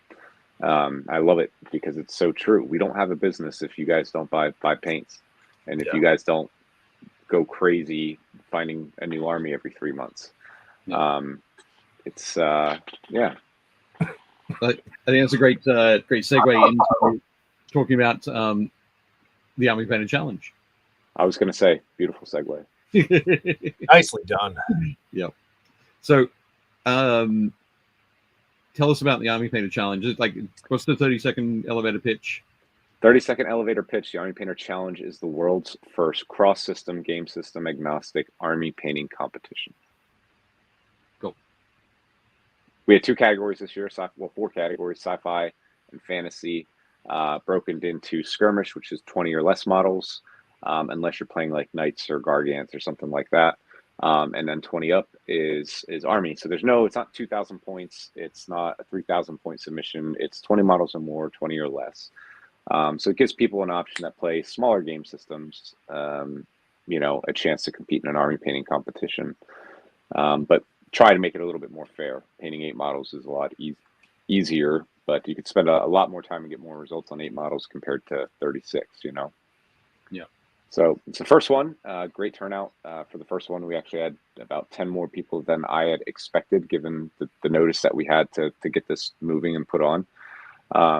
Las Vegas Open, the guys at Frontline Gaming were gracious enough to allow us to use the space. The plan initially was, when crossing the other side of this, there's a big long hallway if you've never been, and people will wait in the line for 4 or 5 hours for the show to open, then a couple more to get into the preview, because Games Workshop always hosts a preview right in that door in the back left with a gentleman standing in the doorway.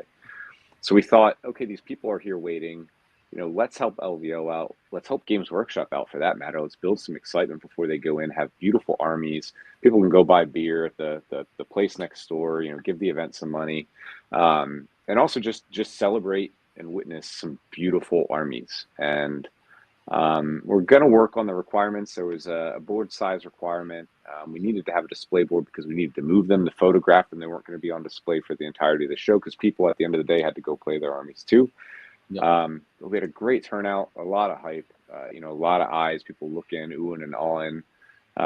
We put mine up on the board, and that's Heroes Tyranids, which were really good. Actually quite surprised that they didn't get a medal. Very, very, very good. Our judges were Tim, Caleb, and Sam. So we had a good range of army painters, showcase painters, and somebody in between in Sam, or in Caleb maybe.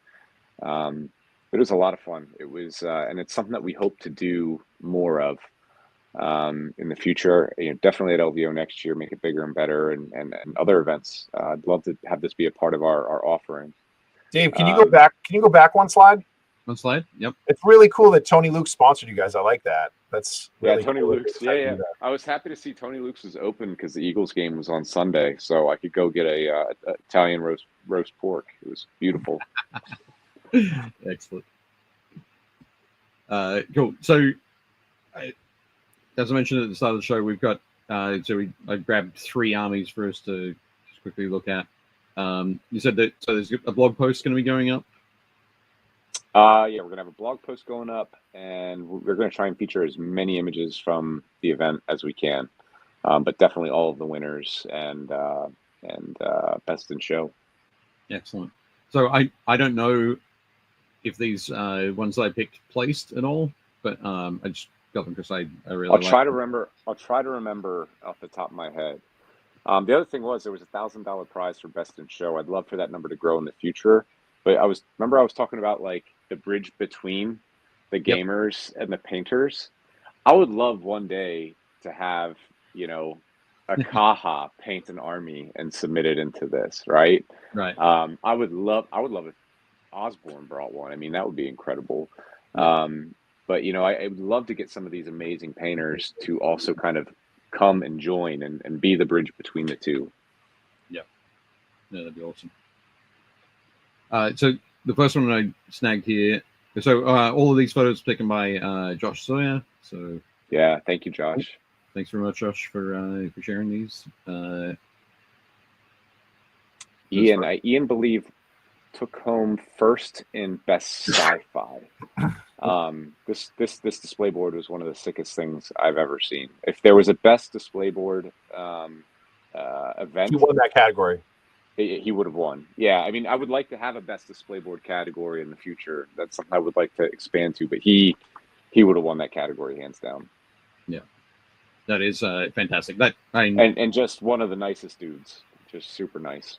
Transporting that seems like a nightmare. Like it's just waiting to break. Well, to his credit, he found out about the competition and he saw that there were size requirements, right? Because we have very limited space, right? So we had 18 by 24 was the maximum size for the display board. And he came up, he's like, man, I heard about the requirements. I made another one. It's not as good as this. Is it? Can I get it judged with that one and then bring this one out? I'm like, just put it on. Just do it. Like, love that you made the other one, but yeah, let it go. We'll make an exception. This is our first one. It was gorgeous. One of the things that I'm noticing here, Jake, is so at the back here. So obviously it's got levels and it steps up kind of thing. But it doesn't step up too high. And some of these pieces looks like they're detachable.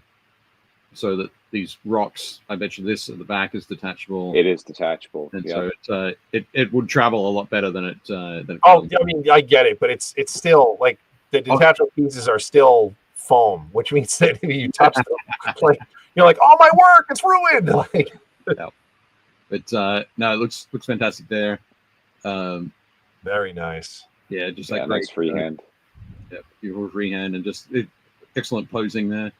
So that's a. I think his would benefit like if he just took like a almost like a purple or even that Turnbull turquoise and sprayed like an anti-zenithal, as Sam likes to call it, with like a transparent speed paint. It would really benefit that army all around. Right. Very nice. Yeah, it looks great. And that's so sick. Very cool. Is this the Incarn or what's this one? Yeah. Well, it would be the Incarn, but he's doing this as like this is an avatar of Krogarak instead of like Unaid. So okay, pretty cool. Very cool. Really freaking cool. I love the as well, like this little mask. A lot of conversion in there. He's got like everybody's favorite bent wire lightning bolts, which are always super cool, and then like the crystals, and then he's got like the what do you call it when they the thing that the solitaire has, the shard.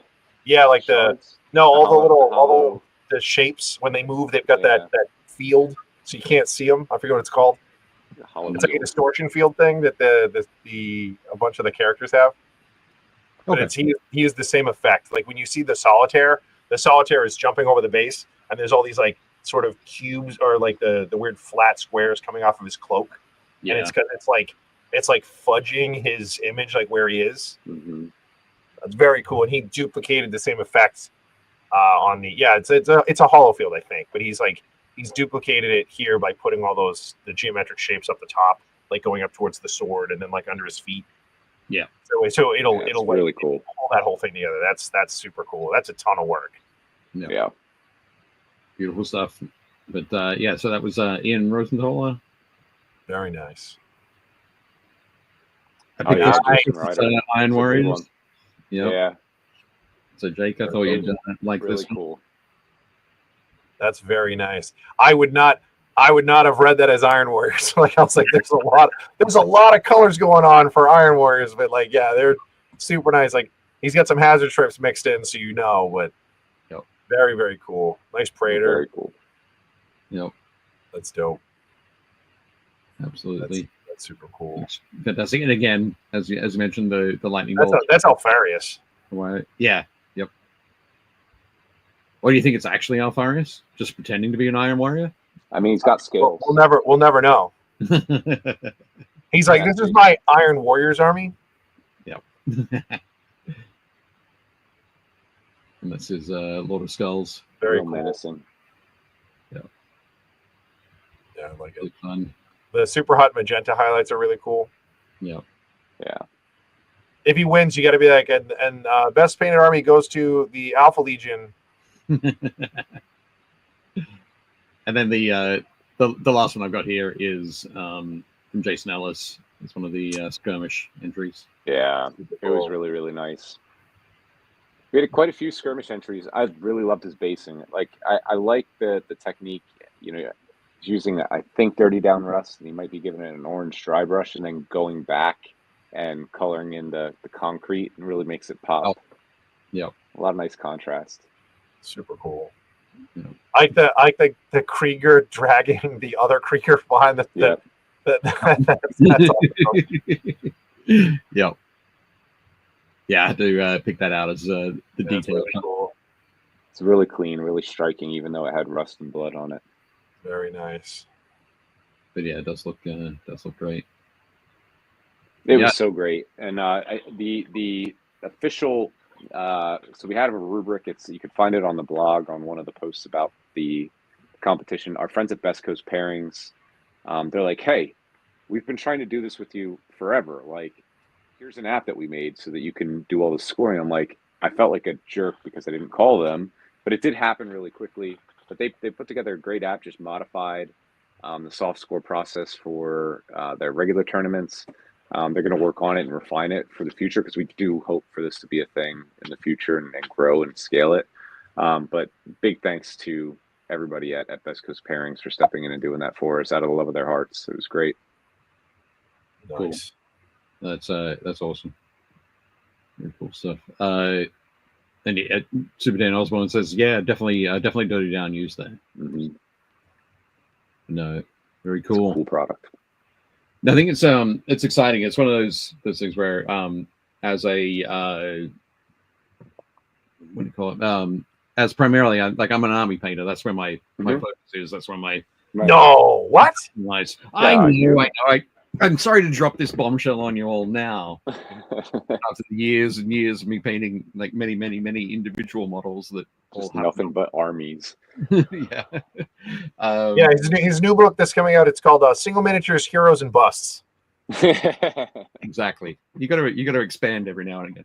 But no, I'm super excited about the event and the opportunity it provides. Yeah. And as you said, obviously, and we looked at a whole bunch of 40K stuff there, but as it grows, as it develops, as people, as it gets into people's psyche, that will expand. There'll be infinity. Exactly. I want a historical category. There'll be infinity. I mean, we did have a winner of the fantasy skirmish with War Machine in there. Okay. So there were some non Warhammer or Games Workshop entries into this, but yeah, I'd love to see more.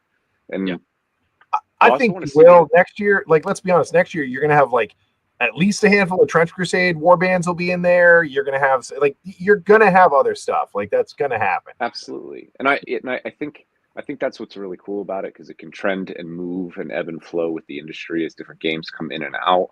But also, like, there's painting styles from certain systems. You don't paint bolt action the same way you do Space Marines, and you don't paint Napoleonics the same way that you paint Infinity. I mean, that's for sure. So what happens when we mash them all together and they all are next to each other on a tabletop? It's like going to Monte San Savino or one of these festivals where the Polish people, the Polish painters paint a little bit different than the Danes, and the Danes definitely paint different than the Spanish. So seeing them all in one place with different miniatures and just different aesthetics, I think it's going to be really cool, and hopefully eye-opening to other game systems out there too. But most importantly, army painting is an art in and of itself, and it's also an accomplishment in and of itself. How often do people paint an army, and it's like the only time people get to see it is when they're at a a tournament, right? So, like, put your hard work on display. Yeah, absolutely. No, that's cool. Maybe you'll have to come and judge one time, David. I think that'd be exciting. You should. I would love to. Yeah, that'd be great. At another show, he already judges at Historicon. He judges at Nova. Add another one. He's never judged for us. That's true. That's true. Definitely. But I'm not a super judgy guy. That's a lie. I'm totally a judgy guy. Super House one says, "Dude, I'd buy an art of single miniatures and bust." Fantastic. You're welcome, Dave. What's your next book? He says, didn't you say Stumpy murder robots of doom and destruction? but immediately, like Jake, when you said that, you said superheroes, single minis, heroes and busts. Single heroes, minis, and busts. Like, it's kind of like the life of a man, right? Like, it's the story arc of a man. Single hero, bust. Like, that could be I feel like that's going to be the name of my autobiography. I like it. it. Excellent. Cool thing. Well, you want to look at some community stuff? Yep. Oh, we lost you. Oh, did you mute yourself or did Dave mute you? Oh, Adam did. Oh, he's dealing with Cat, I bet. Yep. Oh, Hank just jumped on. What's up, Hank? We'll switch to this for a sec. We'll take a minute to chat that. Very cool. Yeah. I especially like the removable right arm. So you can either give him the chain sword or you can give him a power fist. All right. Yep. That yellow is so good. It is nice and creamy, isn't it? Can you guys hear me now? I'm sorry, my AirPods died. Yeah, now we can. Yep, we can hear you. Just quickly, Scott said, those books exist. Volumes 10 to 12 shipping soon. Nice. Absolutely, yeah. So should be early February for those. So Roman Lepat, Sam Lenz, Joshua Lai. Super excited. Can't wait. And then we've got volumes 13, 14, and 15 lining up for a April-May Kickstarter. Whew. I'd like to one day be good enough at painting for Dave to ask me to be in one. That'd be cool. I don't need that kind of pressure. Excellent. Fantastic. I was going to say, Hank, you need to go back and watch the beginning of the show. We talked a lot about Spray Team. We're not going to mention anymore. You missed your window. Missed your window. No, all good. Fantastic. So first up, we've got Alan Borthwick. Alan shared his super cool Gravis Captain. Yeah, these are super cool. Somebody, I forget who we were talking to. Somebody last week, I think, mentioned it. Almost if you took his bases up like a half a shade into like orange, right? He's like I feel like they really pop because his legs and stuff are so dark. And I was like, yeah, but like these models are great. Like I love this paint scheme. I love the look of these guys. I think if you were to go back and check the footage, it was you who suggested taking them up to that orange. I didn't say that. I think it might have been. But anyway, but no, Alan looking great. Loving that creamy cloak as well. Yeah, it's so nice. Yeah, the yellow is such a nice accent color for this model. Blends are smooth AF. Yeah.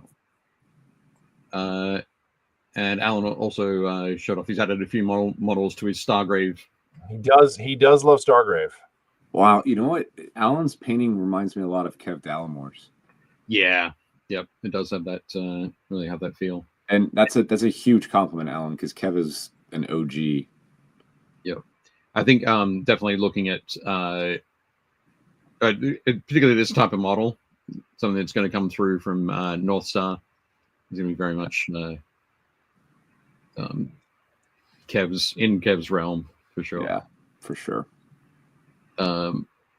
Scott said during my class with Eric Swinson at LVO, I messed up a base coat so bad that Eric handed me a big old knife. I hope he meant it could be for me to scrape off the paint. I could see Eric doing that. Fantastic. But yeah, absolutely lovely work there, Alan. Those are also so cool. Yeah. Nice one. Chris Gorka wow. cleaned up a whole bunch of stuff. So clean. Yeah. Yep. That's kind of Chris's hallmark, is how like clean his stuff is. Like, Jeez. Yep. Clean and crisp. But yeah, I love that that green on the armor.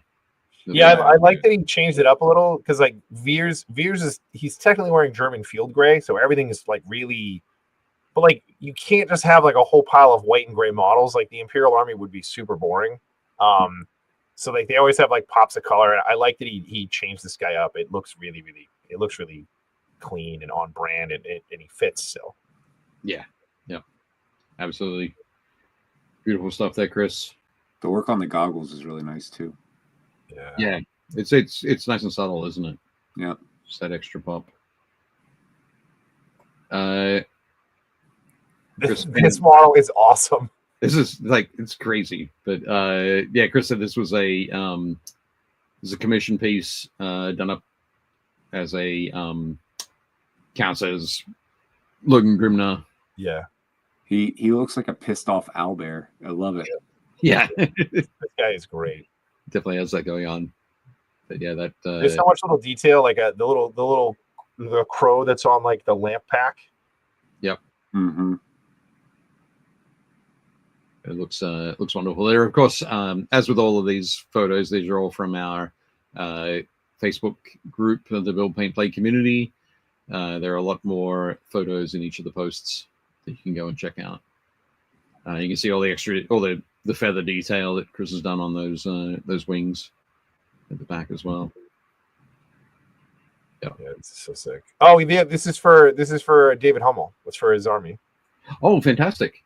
Oh, that's awesome. He just posted. He's like, "This is for me," in all caps. Yep, that's awesome. Yeah, so this for Dave's Shadowhawks. Yeah, he's great. I mean, I can tell you where all of these pieces come from too. Like I was like, oh, like I love that this is all kit bashed. I think that we need to rename the Shadowhawks to like the Adeptus Owlbears or the Ali McAlface Astartes. Yeah, so good. Awesome. It's really cool. Looks awesome. I dig it. Yeah. I love he's holding an axe in his power fist. You're like, somebody's getting a walloped by that. Yeah. Well, I'm sure at some point, the power sword? at some point, once that storm bottle runs out. He switches hands. Nice. He just dumps it and he throws it. Yeah, it goes axe and fist from there, I'm sure. Nice. But beautiful work, Chris. Looking great. And Chris also shared his nice. Very nice. Nice. I like the green inset, the greenish blue inset on the shoulder emblem. Yeah.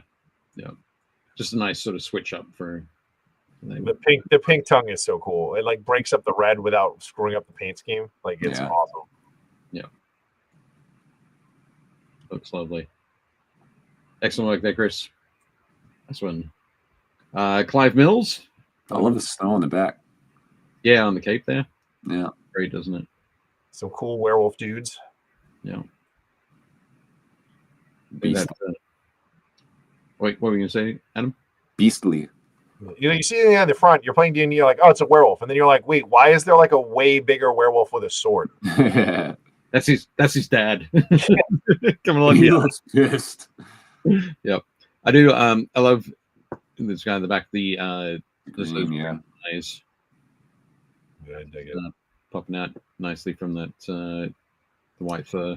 I also like the color choice with the blue and that ruddy leather color. Just the white, blue, ruddy leather looks really nice. Yep.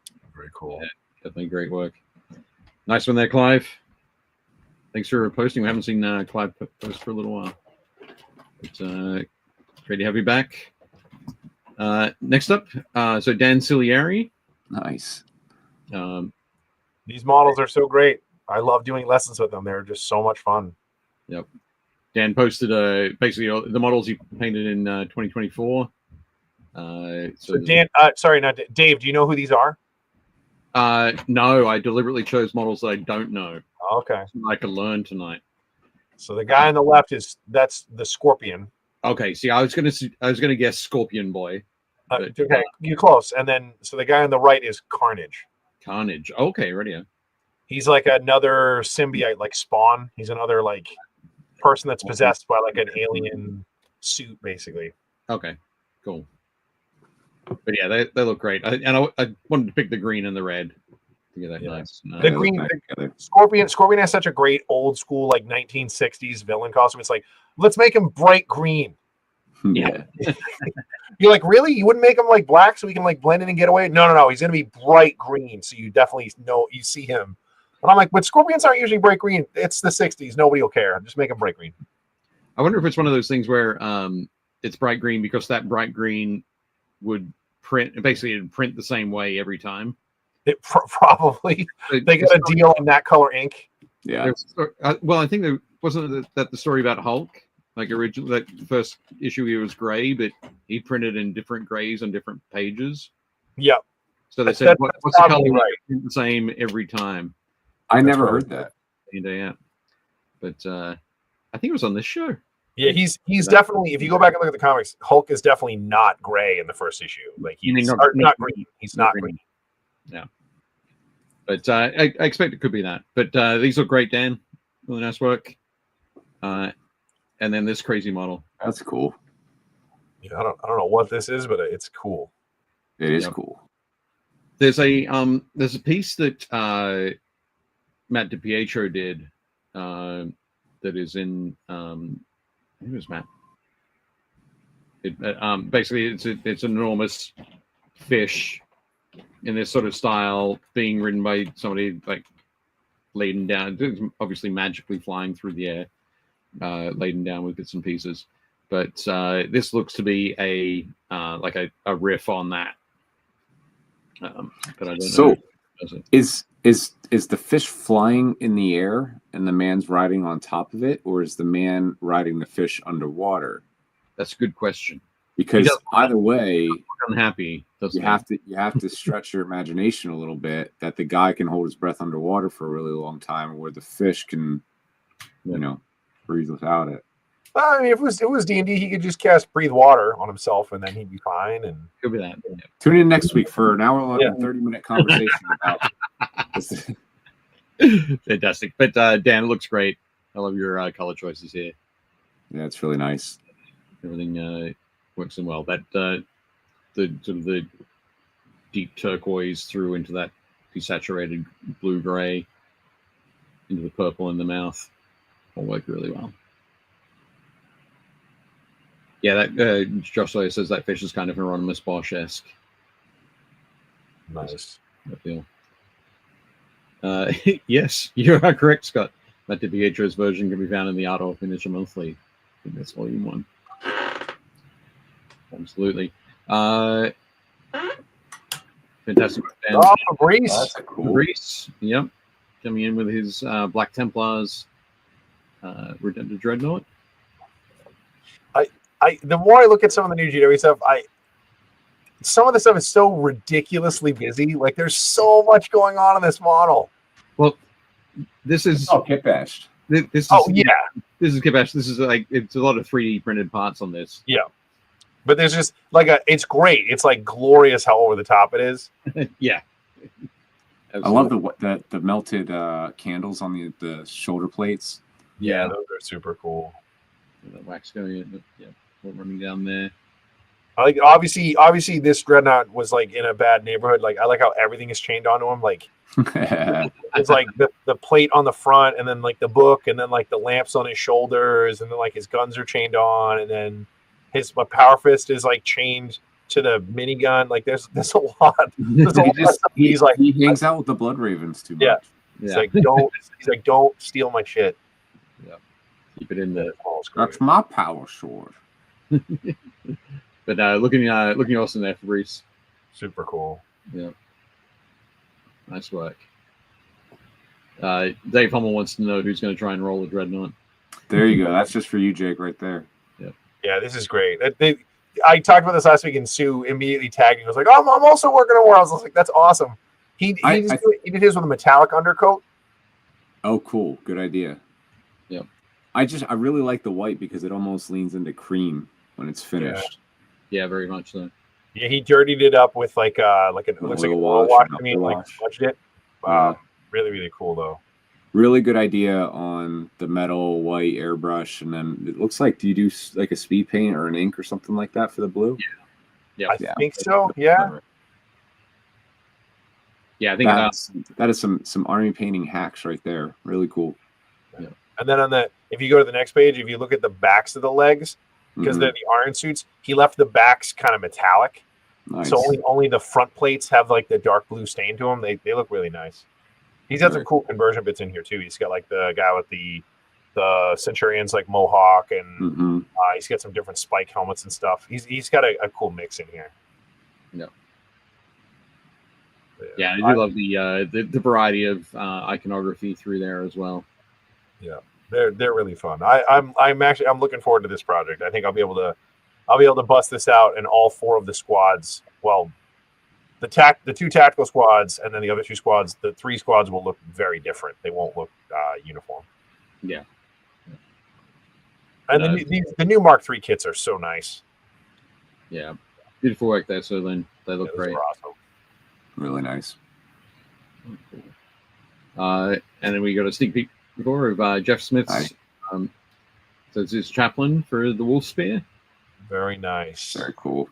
That gold is so rich. Yeah, it is. And I love that he threw the like the pale gray in. So it matches the rest of his army. Yeah, it's pretty great. I love those clever, like anytime you've got an apothecary or librarian, the clever ways people introduce the chapter colors to them. Yeah. I always like the one whole arm. That's kind of a big one for me. School. Yeah. Jeff, great work drilling out the bolter barrels too. I appreciate it. And the muzzle brakes. Very nice. Yeah. Excellent stuff there. Well spotted. I mean, you got to do it. Yeah. But nice work there, Jeff. Looks great. Awesome. I saw this photo. I was like, Josh is like, I redid my whole office. I was like, wow. Yep. Just crammed it all in the corner. Looks sick. Yep. Good selection of paints right there in the middle, mostly. Yep. Yeah, he's got a little of everything going on, and then he's got like the Game Envy lamps, a bunch of so horsehair stuff. Kit did such a good job with those lamps. Yeah.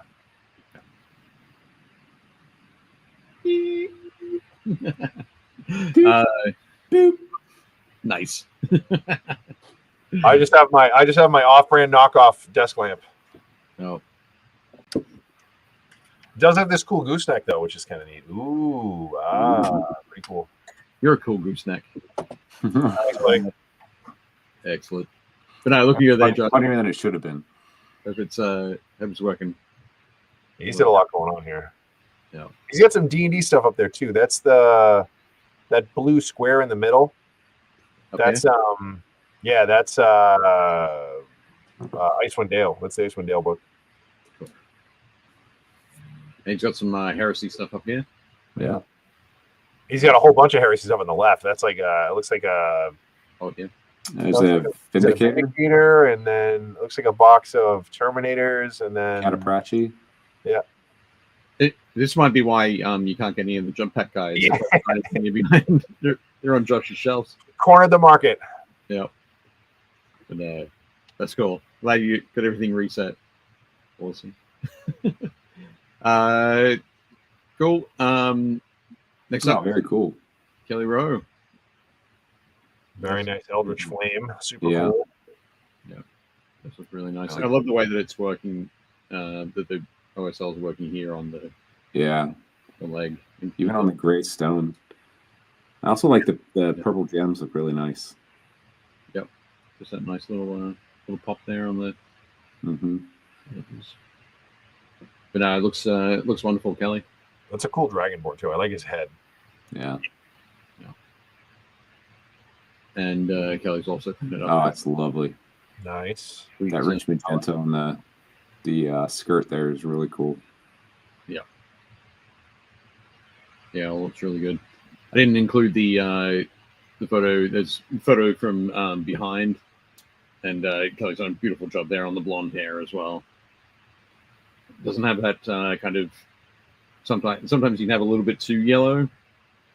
When people paint blonde hair quite I go with a base coat of yellow, but Kelly's really pulled it off nicely. Yeah, she's super cool. But yeah, looks awesome. Nice work, Kelly. A+. Great to see some more D&D minis from you.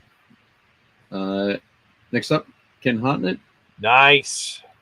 Let's take a quick second to talk about how the Kroot Vespid Stingwings went from being arguably the worst model in 40K to some of the coolest. Right. Yeah. Like the glow up that they had, just awesome. It's all thanks to Mark's artwork. It's really great. Because these look just like his artwork. They're awesome. I also think it was a big change, right? Like the original ones are in metal, so you couldn't have them be as spindly, and you couldn't get away with a lot of the posing because of how they were made. It'd be like an Infinity model. They'd all be breaking off the game. Weren't they in fine cast too? Yeah, but they're just a recast of the metal models. Yeah.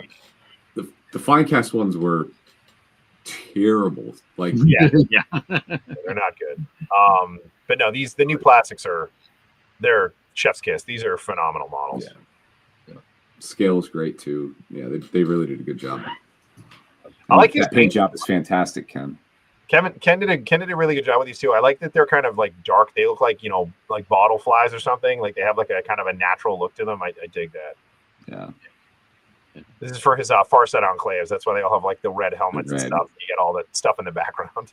Now, I'm going to be honest. I usually don't like red with purple, but I really, really like it here. Like Toronto Raptors' least favorite colors. It's a wacky color. But they look really good here. I have to admit it. Yeah. I think it's because it's a much more neutral purple. Like there's a lot of grays in there. Yeah, I agree. No, they're cool. I like them. Yeah. Scott said they took the glasses and the ponytail off the Vespids and gave them the she's all that treatment. Yeah, you're not wrong. I mean, if you're into bugs. Yeah. Too funny. Awesome. Nice. Great work, Ken. Luis has been doing a bit more work on his blocking out his brains. Oh wow. Yep. Super clean. You'd make Tyler Mengel happy. He has this squad almost done. They look incredible. Yep. I'm hoping next week we'll get a full team shot. Maybe on some terrain. How about some terrain? That'd be great. But yeah, looking cool. Nice work. They're so nice. His lines are so super good. Clean. Yeah. I wish I could paint like that. So I do. I'm just gonna say as well. I love the skin. Mm-hmm. So that sort of dirty, almost tortured kind of feel to it. A little sunburned. It's because Space Marines don't moisturize. Like that's the problem. Like that's pretty much it. Yeah. You're gonna run around in a bunch of death worlds with your head out. Like you need to put some cream on that. They couldn't have given them a moisturizing gland. Yeah. SPF 1000. Just I think it's in the Raven Guard that gland doesn't function. It's one of that makes sense. It sounds like an insult to call somebody. You're a moisturizing gland. Moisturizing gland. Get out of my face. Yeah, beautiful work, Luis. That's crazy. Yep. Dude, Reese is hilarious. I saw this and all I can think of is the crab from Moana. Okay. Fantastic. Such a good song. Reese has got a great sort of pirate themed orc army going on. That's so good. Yeah, a lot of fun there. Very cool. So I think he said that the crab is from an STL from Titan Forge. Oh, okay. Yeah, makes sense. And the stomper part is actual stomper parts. That's so cool. With some plastic. He has another shot of it bigger, and it's like a big conical hermit crab shell. Yeah. That's great. Yeah. Super cool. Nice one, Reese. So good. And Steven Ryder posted his awesome Conan. I can always count on Steve to travel through time and take me back to he's like, hey, I found these miniatures back when I traveled to 1987. Yep. And I've updated them. Yeah, it's really cool. I love the volumetric work that you've done on the skin. Yeah, Really Yeah. effective. you see it on the thighs there and the pecs there, looking great. that's how you kill a wizard. There we go. Right. Yeah. Take the head. But no, I think that is it for our community miniatures. So next up, next week, with the launch of 28 Collected. There we're going to go. Oh, there we are. We're going to have a chat with Eric Wire and Adam Wire, or Eric. If they look like that, I'm not coming. It's possibly we were talking to Eric and Martin McQuarrie, or Adam and Martin McQuarrie. I'm not sure which sort of blend of the three. We're getting 2 out of the 3. We talk about 28 Collected. We'll talk about the Vastarian Ink 28 event that I went to down in Houston. We'll talk about working on art in the space. So these are 2 pieces from the 2 pieces that Martin McQuarrie did. This is Eric and this is Adam. Very cool. But yeah, definitely some awesome stuff there. But yeah, we'll be chatting with those guys. We'll talk about 28 Magazine and where that came from and what you guys have been doing, working on it, and talk about the book as well. So hopefully we'll be doing that, and the book itself will be funded while we're talking about it. We'll make it happen. But yeah, very excited about that. But that is all for next week. All right, Adam, you got anything you wanna plug or promote or talk about before we duck out? Where can the folks follow you? And I mean, I have tons of stuff to promote, but I just want to send a thank you if anybody on the team tends to tune into this, especially the team from LVO, Tim, Caleb, Kat, our factory team members, Josh that was there, Sam, Adam, Phil, you guys are incredible. Thanks to the LVO staff.